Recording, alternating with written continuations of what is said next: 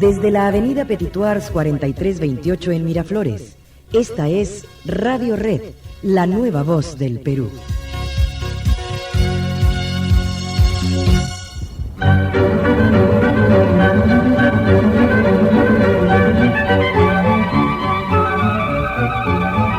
El Perú cambia, el mundo se transforma. El vértigo de los acontecimientos nos deja sin nuestras viejas verdades. Y porque a través de la reflexión, el diálogo y el debate podemos construir nuevos argumentos para un Perú mejor. El Instituto de Estudios Peruanos presenta Argumentos Radiales. Conducción, Rosa Mavila y Marcio Tamayo. Producción, Antonio Medina Ortiz.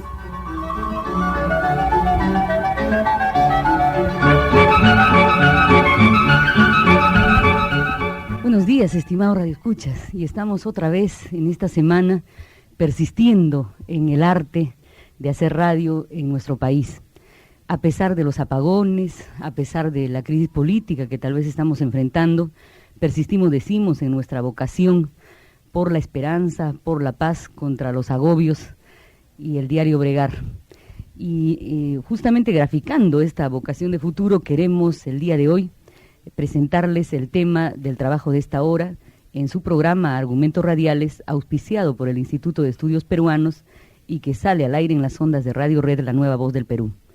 El trabajo de hoy día se refiere a los medios de comunicación y campaña política, y tenemos ya en los estudios de Radio Red al doctor Rafael Roncayolo Orbegoso, presidente del Instituto para América Latina de Comunicación Social, y al señor Federico Salazar, del noticiero Primera Edición de Canal 4, de reciente inauguración y que empieza a ir construyendo un consenso en el medio televisivo matutino. Hemos invitado también al señor Enrique Sileri, director de la revista Caretas, y al señor Santiago Pedraclio, subdirector de la revista Sí, con quienes esperamos contar en los próximos momentos en este programa. Buenos días, doctor Roncayolo, buenos días, Federico. Muy buenos días. Federico, sabiendo que tú de alguna manera tienes que asumir obligaciones profesionales, queremos empezar contigo. Normalmente hay la tendencia a evaluar el problema de la presencia, la influencia de los medios de comunicación en la opinión, en la construcción de la opinión pública a través de las encuestas. Y sin embargo, no se evalúa el importante papel que pueden tener la televisión, los periódicos, la prensa hablada, en este caso la radio. A tu criterio, ¿los medios de comunicación tienen incidencia en la construcción de la opinión pública en términos electorales? Yo creo que sí, definitivamente, pero no de una forma decisiva. Es decir, creo que la influencia de los medios es indirecta y además es distinta, se trate de medios audiovisuales o escritos.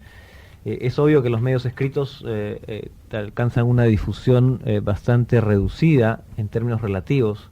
Me refiero en relación a los audiovisuales, a la radio y a la televisión. De manera que creo que los medios escritos lo que pueden hacer es influenciar más que nada a cierto estrato, cierta élite relativamente más consciente o más interesada en los temas políticos. La gran mayoría de la gente no se interesa mucho por la política, al menos en estos tiempos.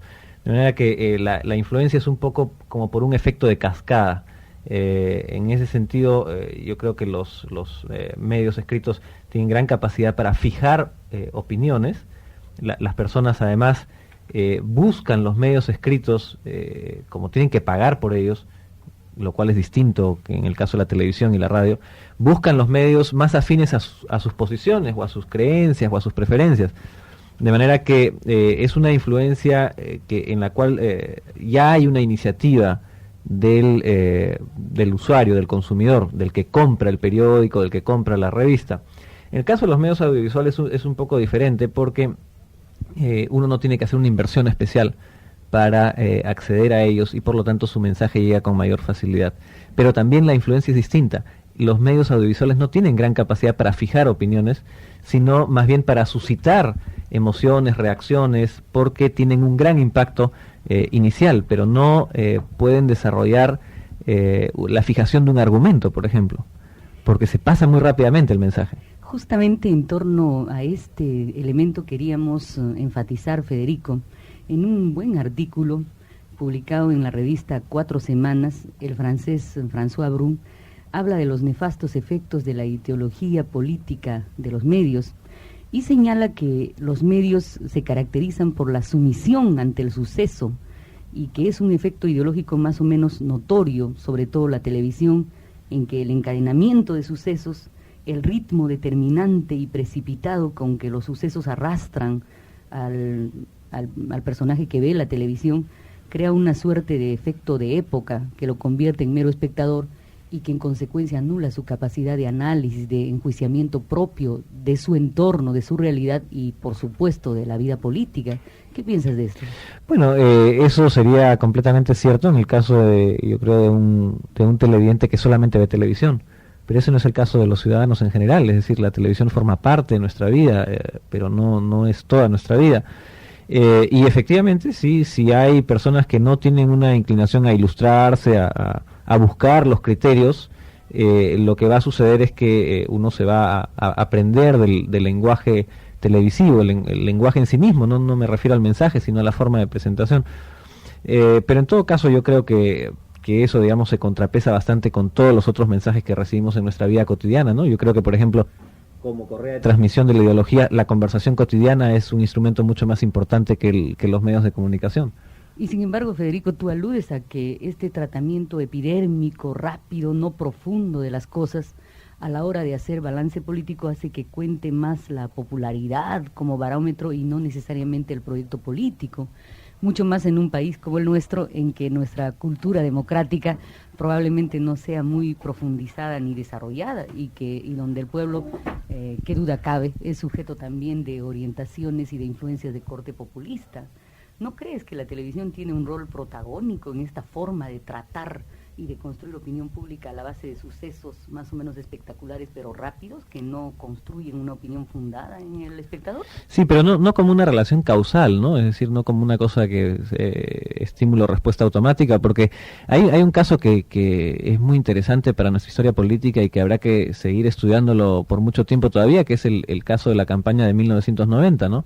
Donde los medios de comunicación en forma masiva, especialmente los audiovisuales, apoyan una campaña, una posición, ¿no es verdad? Y sin embargo el pueblo simplemente decide que no, que en ese mensaje justamente hay una trampa, ¿no? Digamos, yo confío mucho más en la población que en los medios, que en la supuesta capacidad determinante de los medios.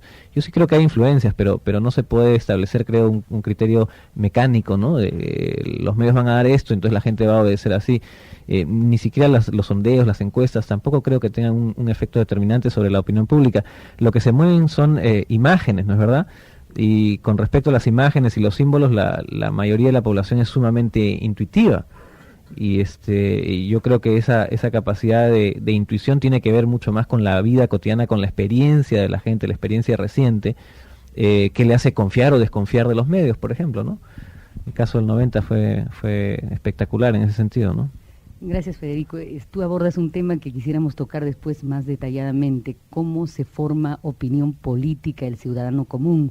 Pesan los medios, pero sí pesan también otras formas de comunicación oral o escrita, en torno a un trabajo que al respecto han desarrollado justamente Carlos Iván de Gregori y Romeo Grompone. Pero queremos hacer un saludo al señor Enrique Sileri, director de la revista Caretas, que acaba de llegar al programa. ¿Cómo estás? Buenos días. ¿Qué tal? Buenos días, gracias por venir. Y quiero trasladar el micro a Marcio Tamayo para que justamente en torno a las alusiones a la anterior campaña electoral plantee la pregunta al doctor Rafael Roncayolo. Muchas gracias, Rosa.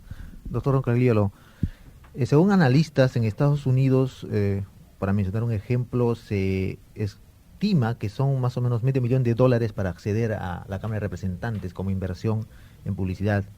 En España hay 2 millones o 2,5 millones de pesetas.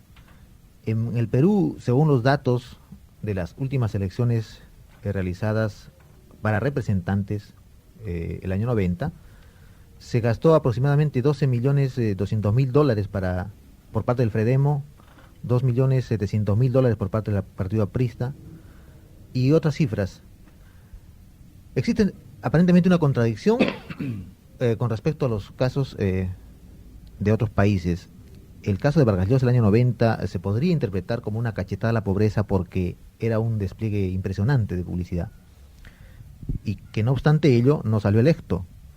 Pero es evidente también que actualmente el presidente Fujimori hace uso intensivo de los medios para ofertar el sí en la iniciada campaña respecto al referéndum.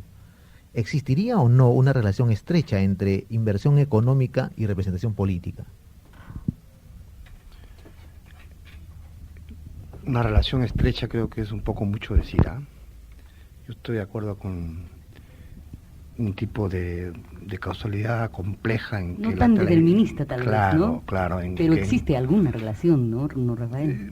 Existe alguna relación, pero justamente en los datos que da Romeo Grompone, ¿no? El Fredemo gastó $12 millones y Cambio 90 menos de $200.000, es decir, el Fredemo gastó 60 veces más. Entonces uno podría decir que la relación es inversa, que cuanto menos uno gasta, más probabilidad tiene de ganar. O puede decir que en ese caso la excepción no hizo la regla, ¿no? Es que no, cuando yo hablo de una relación compleja, quiero decir lo siguiente, que los medios y en particular la televisión no son impotentes, pero tampoco son omnipotentes. A veces prepotentes un poco, pero no es ni que no tengan ningún efecto, ni que tienen la capacidad de actuar como una aguja hipodérmica, una inyección que le transmite mecánicamente al receptor el mensaje y que éste simplemente recibe como se recibe una inyección. La cosa es mucho más compleja y yo creo que Federico planteó el problema en los términos correctos. La televisión es muy poderosa, pero interactúa no solo con los otros medios, sino con los circuitos informales. La propia teoría de la cascada de Deutsch que tú mencionabas implica una serie de instancias a través de las cuales la cascada, la catarata cae, pero en cada una de ellas esto es procesado, ¿no? Y Romeo Grompone también hace alusión a esto, como, por ejemplo, el efecto de saturación que produce la campaña de Fredemo, que podría llevarnos a esta falsa imagen que yo decía un poco en broma, cuanto más inviertes, menos probabilidad de ganar. No es así tampoco. Pero la situación es una situación mucho más compleja. Y los circuitos informales de comunicación son muy importantes. Bueno, no me quiero extender mucho, pero en el libro de José María Salcedo sobre el tsunami Fujimori, cuenta de varias personalidades peruanas que estaban tomando aviones en aeropuertos rumbo a Lima la víspera de las elecciones y no sabían, no digamos que no sabían quién era Fujimori, pero no tenían idea de lo que iba a pasar al día siguiente en las mesas electorales, ¿no? Entre los medios, evidentemente la televisión es el que más audiencia alcanza, el que se prefiere para información política y el que tiene más credibilidad. Nosotros hicimos una encuesta el año pasado, el IPAL con la Universidad Complutense de Madrid, y para darles nomás unas cifras, mientras 84% de los encuestados en Lima declaraban ver televisión todos los días y 73% escuchar radio, solo 35% leían medios impresos. Y preferían para información política a la TV 72% y a los medios impresos solo el 12%. Y finalmente daban mayor crédito a la televisión, 63%, frente a un 13% que prefería los medios impresos. Cifras elocuentes, ¿no, Rafael? Sí. Justamente en torno a este tema se trabaja sobre el deterioro de la información y se señala pues que la cultura de la imagen es de alguna manera la definición de la prioridad de la televisión. Cuando se construye opinión pública, evidentemente yo no creo que se construya en términos maquiavélicos, deterministas, ¿no? Sino se trabaja obviamente también matizando temas de fondo con temas de magazine, con temas más, de alguna manera, menos importantes para la cultura dominante que el que podría ser la política. Pero, de hecho, la construcción intencionada o no de consensos en el parámetro político proviene fundamentalmente de la televisión, más que de la prensa escrita. ¿Es así o no es así, señor Sileri? Una pregunta tan tempranito. A ver, despertémonos, ayúdenos a despertar. No, es verdad que la televisión es sumamente poderosa en el Perú. En parte porque hay una gran diversidad de canales. En Colombia, por ejemplo, hay 2 grandes canales, 2 grandes redes nacionales, ¿no? Porque tiene una libertad total, inclusive un elemento de libertinaje en cuanto al financiamiento. Hay reglas muy estrictas en Estados Unidos, en Europa, sobre el uso, por ejemplo, de la publicidad de tabaco y alcohol. Acá es parte del financiamiento, ha sido pues una de las formas de financiar a la televisión, y de restringir la financiación de los medios de comunicación, de la prensa. En Colombia, por ejemplo, no hay programas políticos, no hay publicidad política en la televisión. En este momento están pidiendo los candidatos que se permitan las cuñas políticas, porque es tan peligroso hacer campaña en público por la violencia, ¿no? Entonces, todo esto ha creado una televisión muy variada, muy poderosa, y a la vez, cuando hay un proceso recesivo, afecta mucho a la prensa, en todas partes, ¿no? La gente ahorra y de alguna forma esto afecta a la circulación de los medios de comunicación. Ahora, cuando se hacen las encuestas, la masa y el volumen, ¿no? Transfiere la idea de credibilidad o de prestigio al que solo ve televisión y no ve un medio impreso. Entonces, obviamente cuando dice cuál es la fuente más importante de noticias o qué es lo que usted cree más, es lo único que conoce, ¿no? O por lo menos con lo que tiene más familiaridad. Pero esto va a cambiar, lo vamos a cambiar. No, de repente va a suceder este asunto. No es que seamos, estamos, el otro día estábamos estudiando lo que es el rating verdadero, ¿no? La verdad es que de los primeros 10 programas, o 15 programas de 1992, creo que eran 10 o 11 que eran partidos de fútbol internacional. Esos eran los primeros de rating, es decir, realmente con rating claramente por encima del millón de audiencia, ¿no? Entonces, después, ¿cuál es el otro programa de Gran Sintonía? Risas y Salsa. Risas y Salsa. ¿No? Entonces uno va decantando. Después viene radionovelas, telenovelas. Entonces, cuando uno va bajando al noticiario mismo, curiosamente, 24 horas generalmente aparecía dentro de los 10 primeros. En los últimos años, los noticiarios de alguna forma han salido de los 10 primeros lugares. Los programas llamados políticos, periodísticos, están pues en un lugar muy por debajo, ¿no? de todo el rating mayor, ¿no? de la sintonía, el rating realmente masivo. Lo que sucede es que la televisión pues es una andanada, ¿no? Es como la radio también, ¿no? Masa de información, ¿no es cierto? Masa de imágenes. Y uno se pregunta además qué grado de penetración consciente tiene esto, ¿no? ¿Cómo penetra? Es algo subliminal, hay un elemento subliminal también ahí, ¿no? No hay tanto razonamiento quizás, ¿no? Ahora, dentro de esos mensajes subliminales, a veces hay unos mensajes que resultan completamente contradictorios, como por ejemplo la masa, ¿no es cierto?, de publicidad de un sector que demuestra en un país pobre que hay gente que tiene plata para votar. Y entonces crea un efecto completamente contradictorio. El caso de Fredemo Fujimori es uno, pero uno se olvida de Belmont. Belmont en la campaña previa a Fujimori hizo una campaña mínima también. Dice, bueno, tiene Canal 11. Es que Canal 11 es un canal de muy poca sintonía. Así que, sí. Respecto a estos temas, queremos preguntarle a Federico Salazar, es evidente entonces que de alguna manera hay un proceso de despolitización, como tú mencionaste en algún momento de tu primera intervención.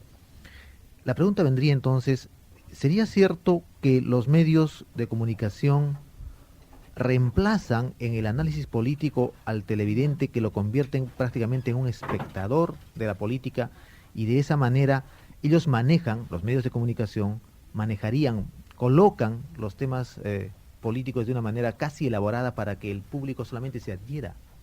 Bueno, definitivamente tienen que hacerlo en forma elaborada, porque si no el que está en el medio de comunicación lo despiden, pues ese es su trabajo. El que no lo hace en forma elaborada lo que va a hacer es dar unos mensajes desordenados y eso no se va a sostener en la audiencia. A la audiencia le gusta tener un orden en su consumo. Claro que ese orden va a implicar definitivamente determinadas preferencias ideológicas o de posición política, lo cual a mí me parece que es absolutamente inevitable. Es decir, nadie puede sacarse de la cabeza su sistema de valores. Entonces, quien está encargado de una edición, quien está encargado de una producción, quien está encargado de seleccionar imágenes, quien está encargado de seleccionar textos o de escribir, definitivamente va a hacer participar su sistema de valores, y ese es un poco el resultado, ¿no? Lo que yo creo es que como bien decía el señor Roncayolo, la influencia de los medios no es pues omnipotente. La participación, por ejemplo, una cosa que habría que estudiar es la participación de los líderes de opinión, que ellos sí se informan o consumen directamente, digamos, alimentan su posición con respecto la comunicación explícita de los medios en cuanto a posición política, ¿no es verdad? Y estos líderes de opinión tienen pues una participación mucho más directa, con feedback, con retorno y retroalimentación, con una verdadera comunicación, ¿no es verdad? No es unilateral como en el caso de los medios audiovisuales, especialmente la televisión, porque siquiera la radio tiene el teléfono que a veces sirve por lo menos para la catarsis. Entonces, yo creo que hay que estudiar mucho más el efecto indirecto, ¿no es verdad? O sea, cómo la emisión de los medios llega a los líderes de opinión, y estos a su vez tienen una participación mucho más próxima al que finalmente va a adoptar una posición política o no política en función de ideas que le vienen a través de terceros, ¿no es verdad? Donde los medios de comunicación son una parte, pero no son todo. Todo depende mucho de la circunstancia, ¿no es verdad? La circunstancia es muy variable, no es uniforme. Depende también pues de cuál es el peso de la existencia de otros elementos y otras variables, ¿no? Así es. Claro que no podemos decir, tal vez como en las sociedades europeas, esto que señala en la misma revista 4 Semanas a la que aludíamos, el español Eduardo Álvarez Puga, que nos dice, tal vez como abogado del diablo de lo que están señalando aquí Rafael Roncayolo y tú, Federico, que la televisión está corrompiendo a la civilización y que la varita mágica del hada audiovisual convierte todo lo que toca en puro espectáculo, y que la prensa escrita, incluso señor Sileri, a veces tiene que adaptarse a los gustos de los consumidores de televisión. No sé si en esta opinión se está sobrevalorando el peso de la televisión y se la está haciendo omnipresente, pero sí sé que la cultura democrática, la cultura política de nuestro país es digna de análisis, no solo por la maleabilidad en las apetencias políticas que ha demostrado el elector común, sino porque de hecho pues el clientelaje es una práctica más o menos evidente en el acontecer político nacional. Y por eso, Federico, de alguna manera yo creo que la pregunta es lícita, esa transferencia del ciudadano a público. ¿Cuánto el hombre de abajo, el que dice bien el señor Sileri que no tiene para comprar la revista Caretas o la revista Sí, cuánto ese hombre que solo ve televisión luego que regresa del trabajo, no se afirma como ciudadano y más bien sí como público, se amorfiza de alguna manera con la opinión que le puedan inducir desde los medios? Eso no creo que sea determinista, creo que más bien es de alguna manera constatable empíricamente. Pero ¿no? eso dependerá del grado de interés que él pueda tener, y el grado de interés dependerá de la participación que obtenga. Entonces no solamente son los medios de comunicación, es todo el sistema político. Si la participación es reducida, mi capacidad de influencia es mínima. Si mi capacidad de influencia es mínima, invertir tiempo en interesarme en política es absurdo. Y la gente no es absurda, la gente es completamente racional. Hay un problema de rentabilidad de la inversión de mi tiempo. Yo no voy a invertir mi tiempo en algo que no va a tener resultados. Y el problema es la participación política. Entonces yo creo que la comunicación en el Perú es mucho más oral de lo que se piensa. Es decir, la oralidad es mucho más predominante frente a los medios tradicionales de comunicación, y es por eso que tienen rating justamente estos programas y estos mensajes, que lo único que hacen es recoger la tradición oral, por decirlo así, que está funcionando y que está vigente, de manera que lo único que tienen es una función tautológica, reproducen mensajes que están ahí abajo. Entonces yo considero que es una contradicción lo que decía ese autor, porque dice, los medios están corrompiendo la civilización, pero a la vez porque toman de las masas lo que está entre ellas. Entonces, ¿qué significa? En el fondo, las masas se están corrompiendo a sí mismas. Eso no creo que sea sostenible. Lo que pienso es que justamente los programas que tratan de tener alguna influencia a través de un mensaje explícito son los que han perdido terreno en los últimos años. Y eso es una forma de participación. Yo creo que habría que darle mucho más Sí, adelante. Adelante. No, de eso se trata, de que debatamos un poquito. No, hay un caso muy curioso, ¿no? Es que uno ve las telenovelas, ¿no? Y claro, es una sociedad absurda, que tiene lo peor quizás a menudo de la sociedad latinoamericana, es decir, caricatura, ridícula. Pero hay una telenovela, si así se puede llamar, una serie de televisión nueva que está transmitiendo Canal 5, venezolana, que se llama Por estas calles. Bueno, esa, según tengo entendido, trata, ¿no es cierto?, de una especie de, es un documento social de la vida de Caracas, ¿no? Pueblos jóvenes, en fin.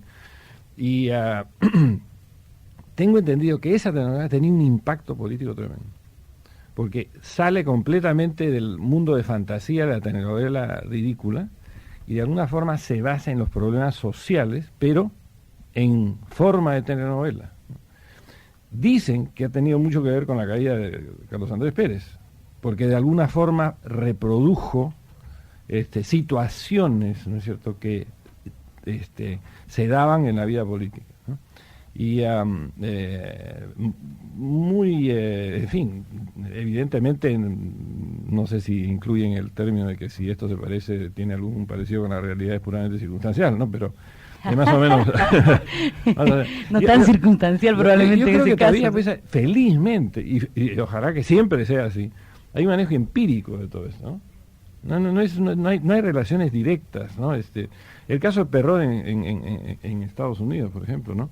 Hubo un momento que gastó más que todos los otros, ¿ah?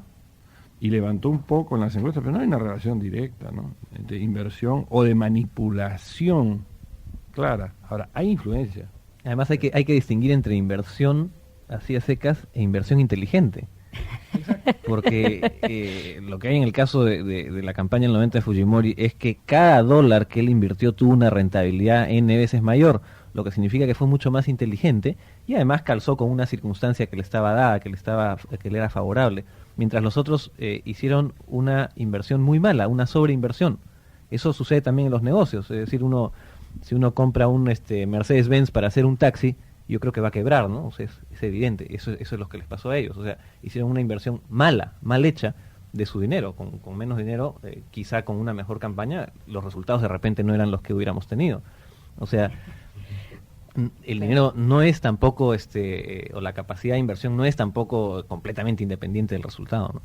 Bueno, siendo las 9:29 de la mañana y anunciando ya nuestro radioescuchas que está en el local de Radio Red el señor Santiago Pedraclio, su director de la revista Sí, que se aúna a nuestro conversatorio de esta mañana, queremos hacer una breve interrupción para luego continuar con su programa Argumentos Radiales, auspiciado por el Instituto de Estudios Peruanos y propalado en las ondas de Radio Red. Hasta pronto, estimados radioescuchas.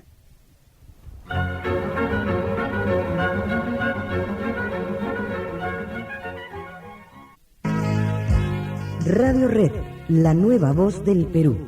Encuentro exacto con la noticia.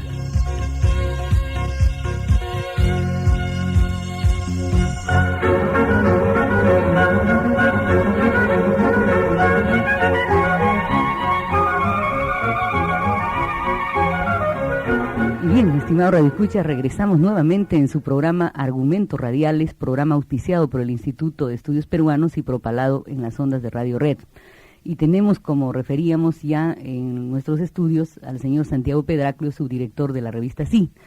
Pero antes de formularle a él una pregunta relacionada a la prensa escrita y su capacidad también de influencia en la construcción de opinión pública a nivel político, queremos contar con los comentarios de Rafael Roncayolo sobre las opiniones aquí vertidas por Federico Salazar. Rafael.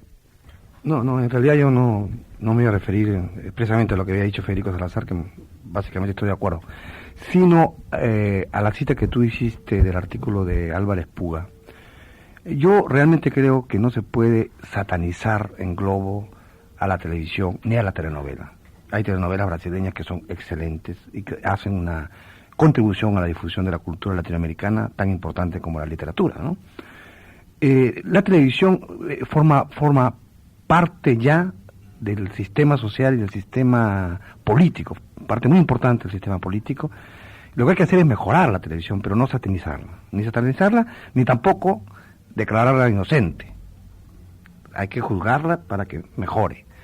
Pero estas visiones como la de Álvarez Puga, a mí me parece que es como la de algunos movimientos obreros que en la introducción del ferrocarril en Inglaterra querían destruir el ferrocarril por las consecuencias laborales que tenía sobre otros sectores. Hay que asumir que vivimos una sociedad televisiva o televiciada, si se quiere, pero donde este fenómeno se ha instalado ya, y el asunto es cómo tratamos, en términos de vida política, racionalmente con el medio. El problema es que, a diferencia de México, Colombia, Brasil, Chile, donde se busca que todos tengan acceso democráticamente al medio, a través de distintos tipos de medidas, aquí no hay ninguna manera de garantizar un acceso democrático al medio.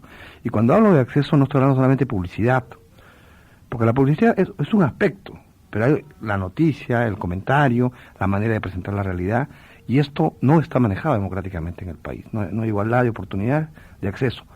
En víspera del referéndum, debía haber normas que garanticen, como se hizo en Chile bajo Pinochet, que tanto los partidarios del sí como los partidarios del no tengan, por ejemplo, acceso a la televisión. Estas normas de aquí no existen, ni yo veo que los políticos las reclamen. Eso es lo que me preocupa. Justamente, Rafael, en torno a eso, el día de ayer había una breve reunión en el Jurado Nacional de Elecciones, hasta donde conocemos, en donde el oficialismo estaría intentando hacer asumir la propuesta de la constituyente Marta Chávez, en el sentido que las agrupaciones políticas que no tienen presencia en el Congreso Constituyente no tienen posibilidad ni de acreditar personeros ni de utilizar los medios de opinión, que por la ley electoral, que no es para referéndum, pero sí que tiene carácter general, se deben ejercitar como un derecho de los partidos políticos. Santiago Pedraglio. Sí. Mira, Rosa, todo el punto muy breve.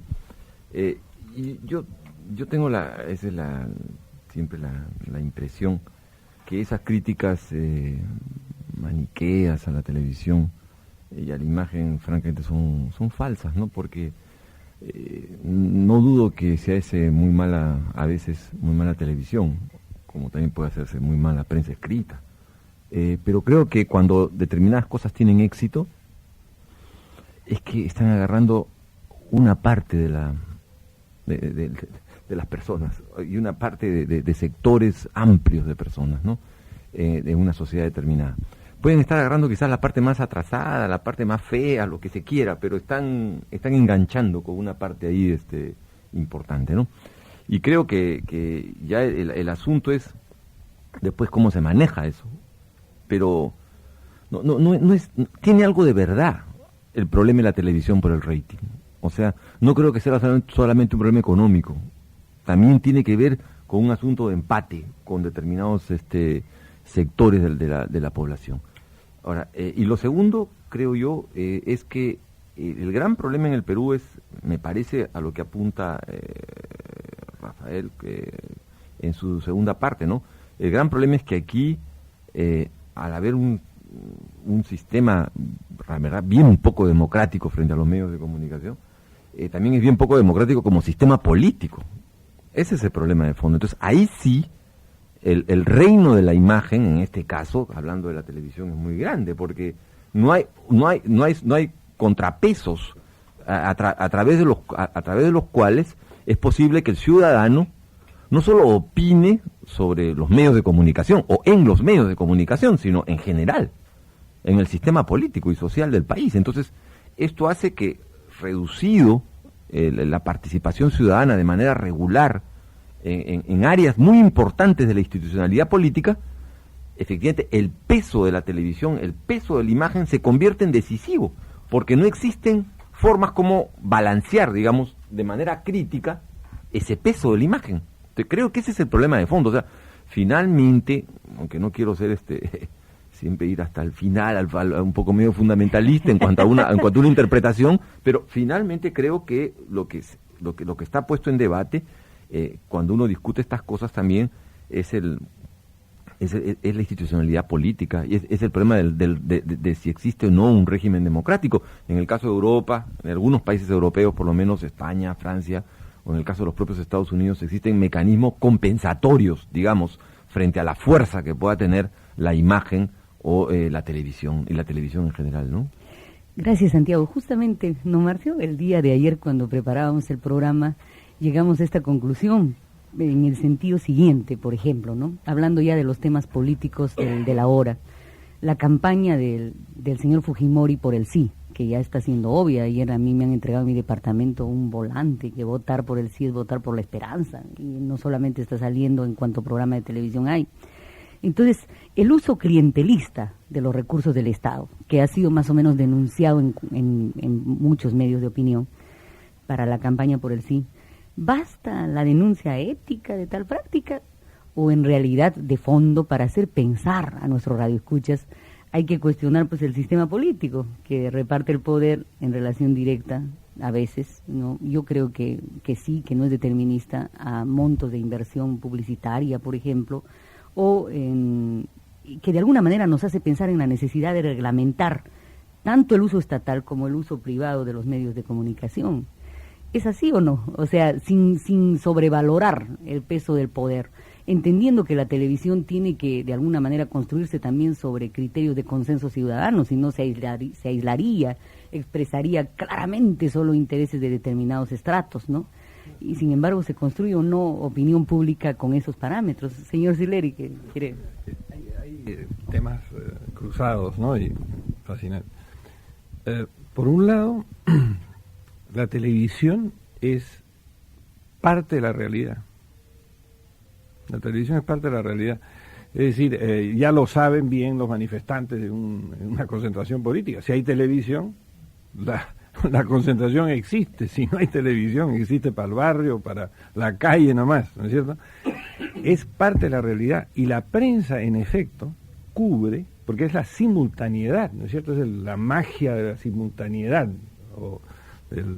Cuando es un evento de particular importancia, hay una transmisión en directo, ¿no es cierto? En vivo, ¿no? Entonces, esto es parte de la realidad. Y la prensa la cubre como parte de la realidad, ¿no? Ahora, debería elaborar acá, lo que está sucediendo con algunos tabloides, es que hacen su edición del lunes en base a los programas del domingo, pero sin elaborar, no así directamente, así como si ellos, por algún lado aparece que eso es lo que declaró, y es en la primera plana, que es una...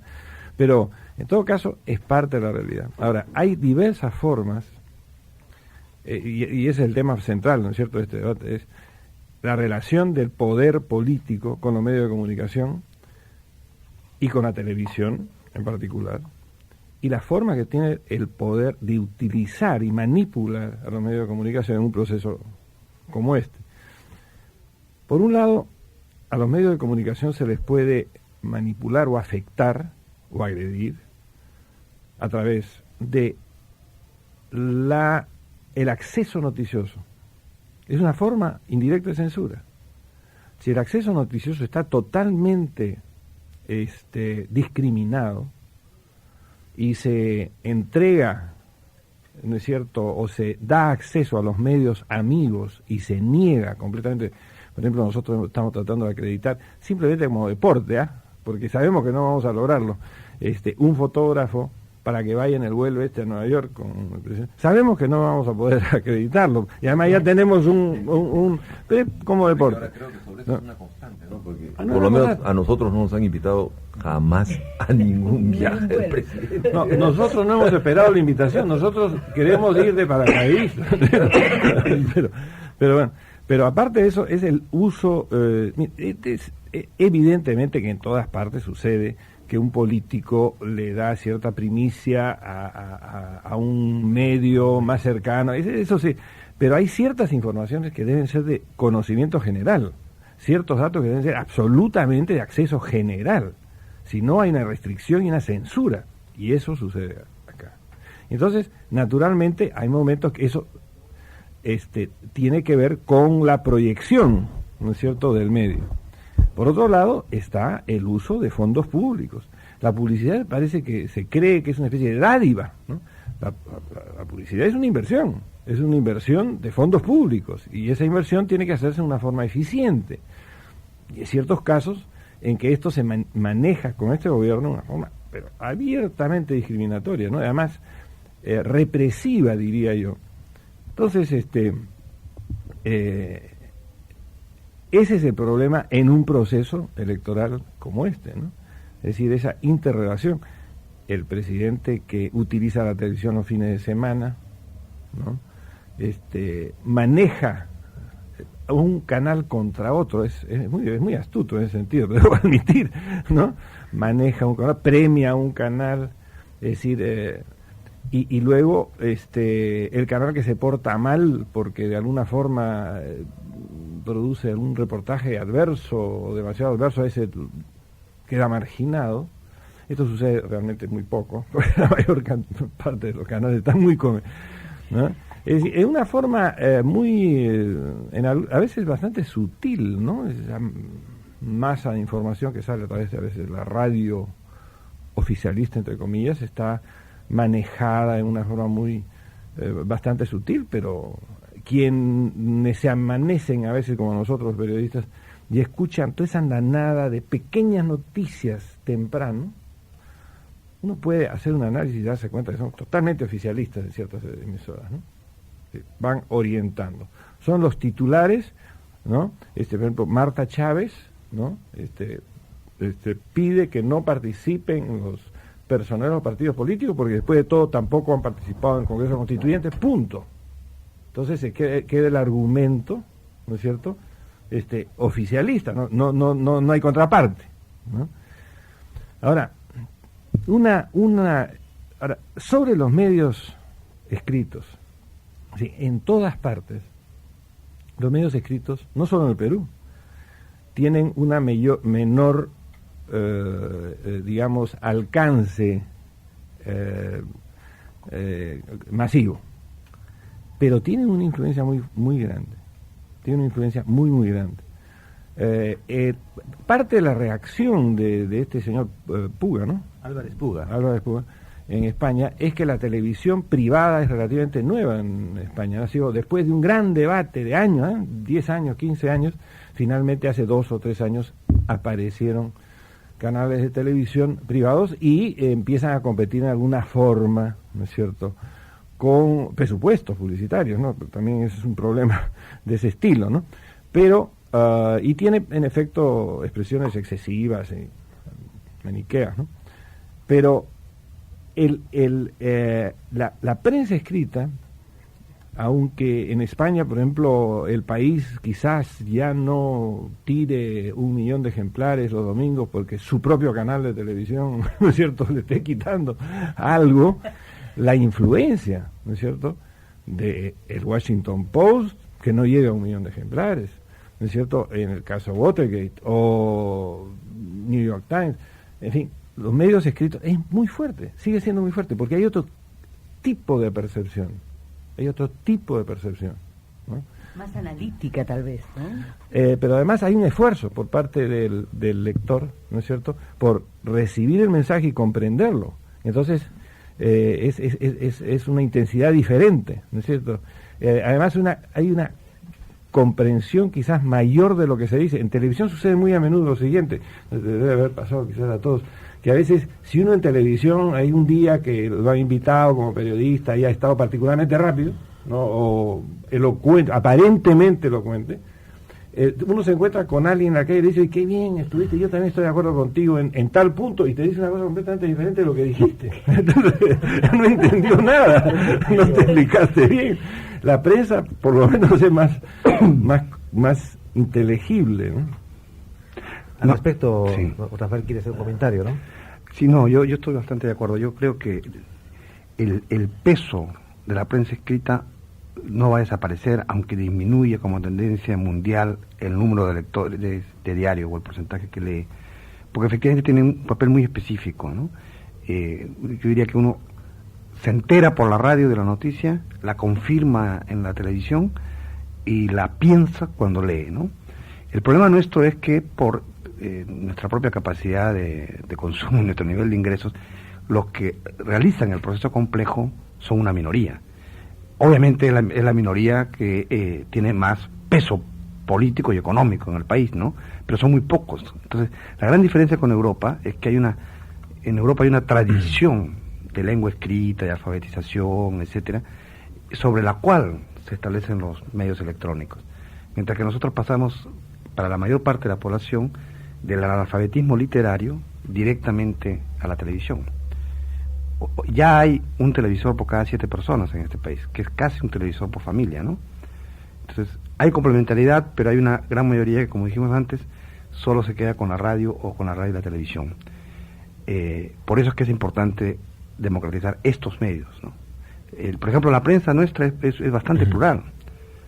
Hay bastante prensa crítica. Las revistas más importantes del país, que están representadas acá, y no solo las que están representadas, son de oposición. Pero la televisión aparece mucho más homogénea por las cosas que decía Enrique Sileri, ¿no? Del grado de dependencia que tienen desde el punto de vista empresarial, financiero, ¿no? Sí. Por ejemplo, ¿quiere agregar algo? Sí, muy breve, sobre los dos temas. Creo en relación con el primero, la relación entre el poder político y medios, creo que es muy fuerte en algunos casos, ¿no? Por ejemplo, hace poco yo escuchaba, hace unos días estaba leyendo que decía Marta Chávez, no sé quién más de los congresistas de la mayoría, que su campaña iba a ser franciscana.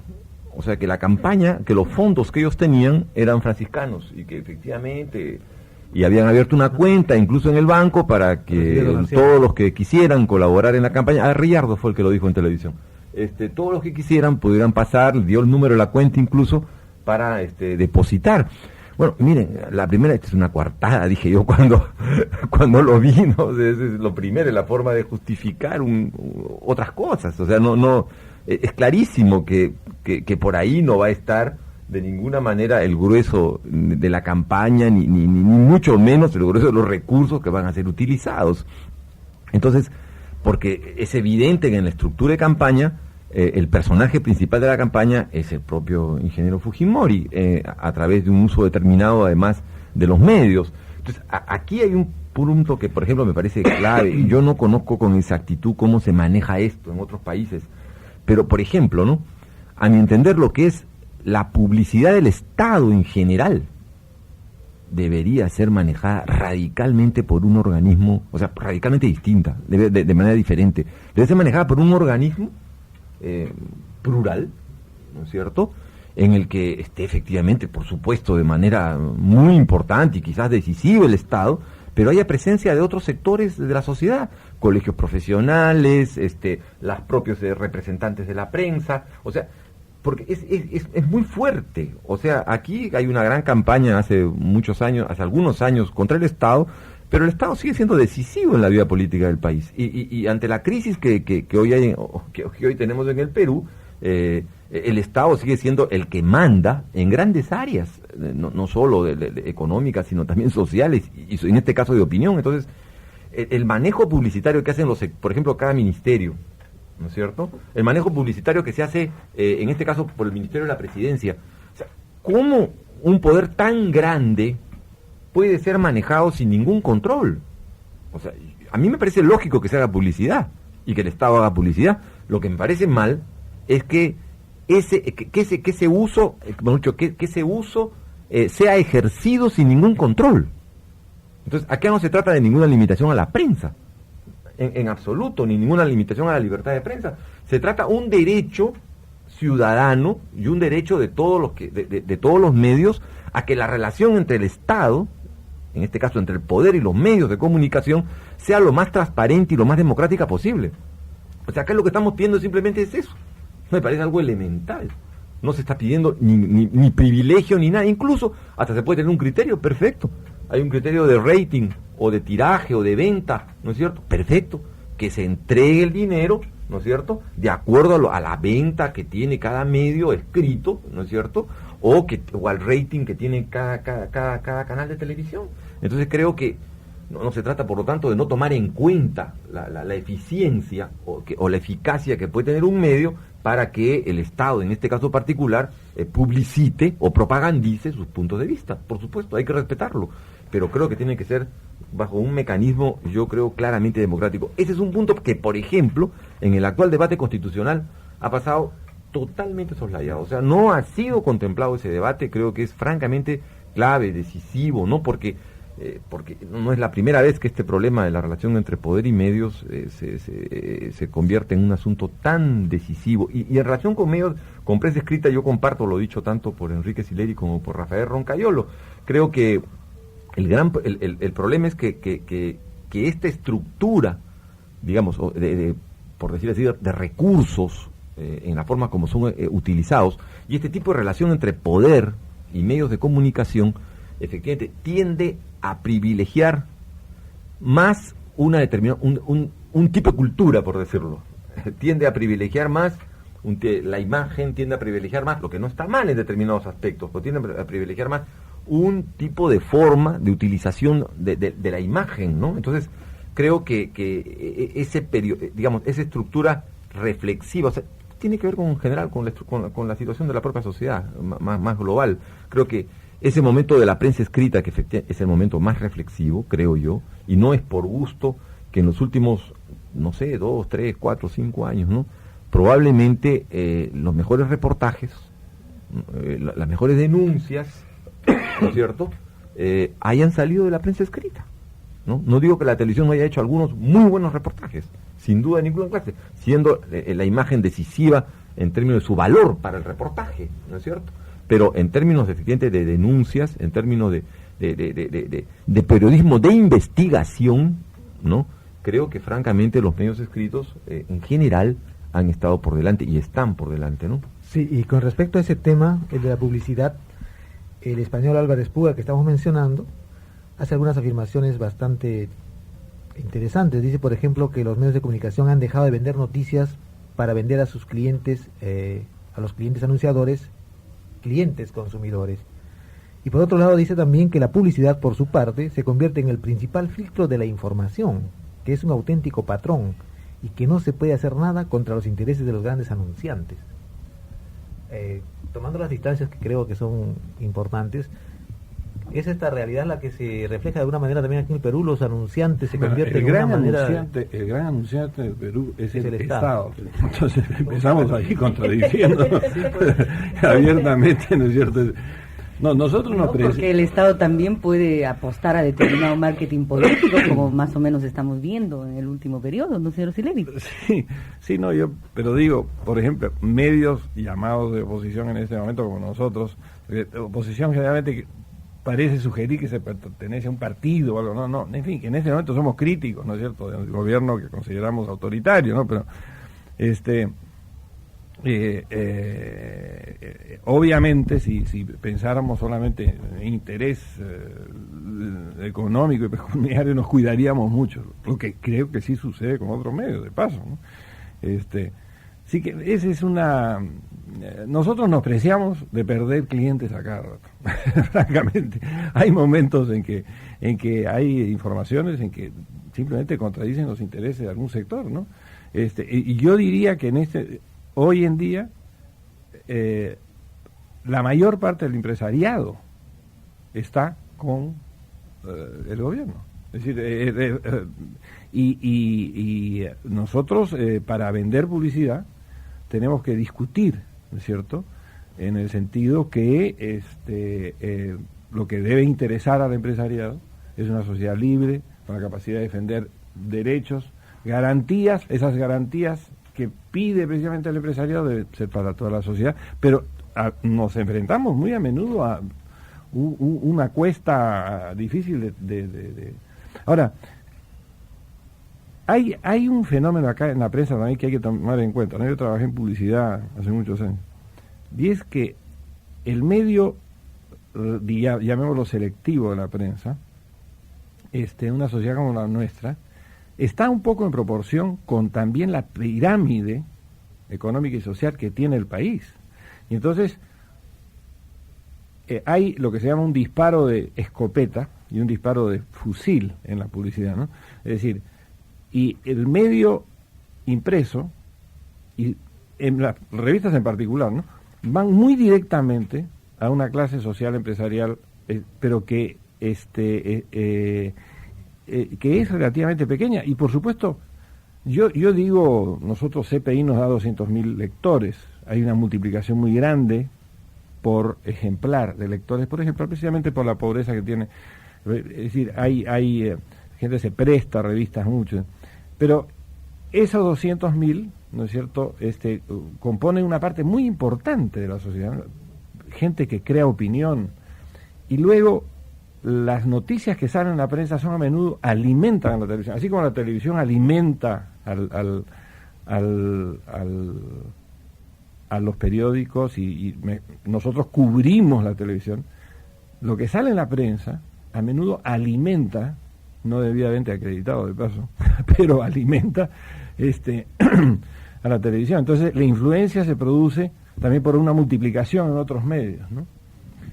Bien, gracias. Lamentablemente me da pena, porque siendo un tema fascinante y teniendo aquí a Rafael Roncayolo, a Santiago Pedraco, a Enrique Sileri, prometemos, estimado Radio Escucha, reproducir esta conversación que es fundamental para hacer un balance serio de cómo se construye opinión pública en el país. Porque evidentemente también, y valga la idea para que la pensemos, hay que evaluar críticamente a nosotros mismos en tanto medios de comunicación que nos presentamos muchas veces como constructores del consenso inmaculados y en el que también obviamente hay opiniones, percepciones y puntos de vista sobre el acontecer en la vida política nacional. Queremos agradecer la presencia de nuestros invitados, comprometerlos a levantarse temprano otro sábado y despedir el programa. En los controles Marcelo Guapaya, en la producción Antonio Medina, en la dirección Romeo Grompone y en la conducción Marcio Tamayo y Rosa Mavila. Hasta el próximo sábado, estimado Radio Escuchas.